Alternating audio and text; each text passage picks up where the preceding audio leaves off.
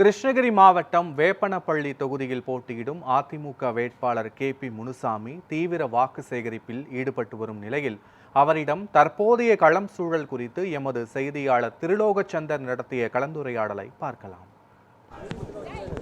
தேசிய ஜனநாயக கூட்டணி சார்பில் கிருஷ்ணகிரி வேப்பனப்பள்ளி சட்டமன்ற தொகுதியில் அதிமுகவினுடைய துணை பொதுச் செயலாளர் திரு KP முனுசாமி அவர்கள் போட்டியிடுகிறார். தேர்தல் தேதி அறிவித்த உடனடியாகவே அவர்கள் களத்தில் இறங்கியிருக்கிறார்கள். தொடர்ந்து தீவிர தேர்தல் பரப்புரையில் ஈடுபட்டிருக்காங்க. தற்பொழுது அவரிடமே கேட்டு தெரிந்து கொள்ளலாம் களம் எப்படி இருக்குது என்று. ஐயா வணக்கம். முதல் நபராக களத்தில் இறங்கியிருக்கீங்க. கிட்டத்தட்ட 100க்கும் மேற்பட்ட கிராமங்களில் பரப்புரையை முடிச்சிருக்கீங்க. தற்போதைய சூழலில் களம் எப்படி இருக்குங்க?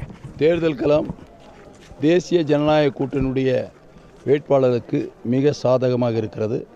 அதற்கு காரணம், இன்று ஆட்சியில் இருக்கின்ற திராவிட முன்னேற்றக் கழகம் எந்த திட்டங்களும் சரியான முறையில் செயல்படுத்தி மக்களுக்கு சென்றடையக்கூடிய நிலையில் இருந்து கொண்டிருக்கிறது.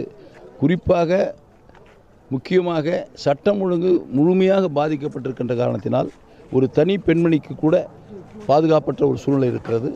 இது மக்கள் நன்கு உணர்ந்த காரணத்தினால் இந்த ஆட்சியை அகற்ற வேண்டும் என்ற முடிவு எடுத்திருக்கிறார்கள்.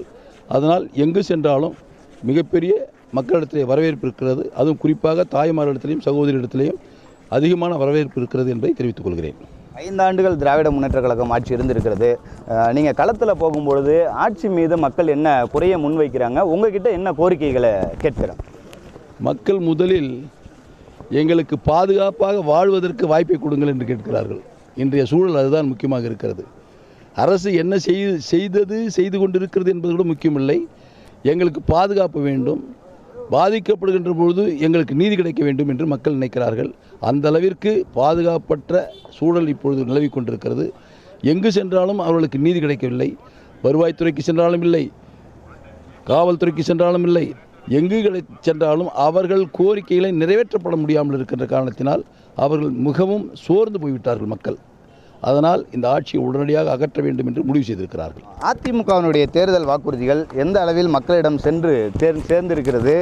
திமுக தரப்பில் அவங்க தேர்தல் வாக்குறுதிகளை வெளியிடும் போது ஹீரோவும் ஹீரோயினும் எங்களுடைய தேர்தல் வாக்குறுதி என்று சொன்னாங்க. களத்தில் உண்மையாகவே யாருடைய தேர்தல் வாக்குறுதிகள் மக்களிடம் சேர்ந்திருக்கு? அனைத்து இந்திய அண்ணா திராவிட முன்னேற்ற கழகத்தினுடைய 297 வாக்குறுதிகள் தான் பிரதானமாக சென்றிருக்கிறது. இந்த தேர்தல் களத்தில் கதாநாயகன் ஹீரோ அனைத்து இந்திய அண்ணா திராவிட முன்னேற்ற கழகத்துடைய தேர்தல் வாக்குறுதி தான். திரு ஸ்டாலின் அவர்கள் சொல்லுகிறார்கள், எங்களுடைய வாக்குறுதி சூப்பர் ஸ்டார் என்று சொல்லுகிறார். மக்களிடத்தில் அந்த வாக்குறுதிகள் சூப்பர் ஸ்டாராக இல்லை, வெறும் காகித பூக்களாக மாறிக்கொண்டிருக்கிறது என்பதை தெரிவித்துக் கொள்கிறேன். நன்றிங்க.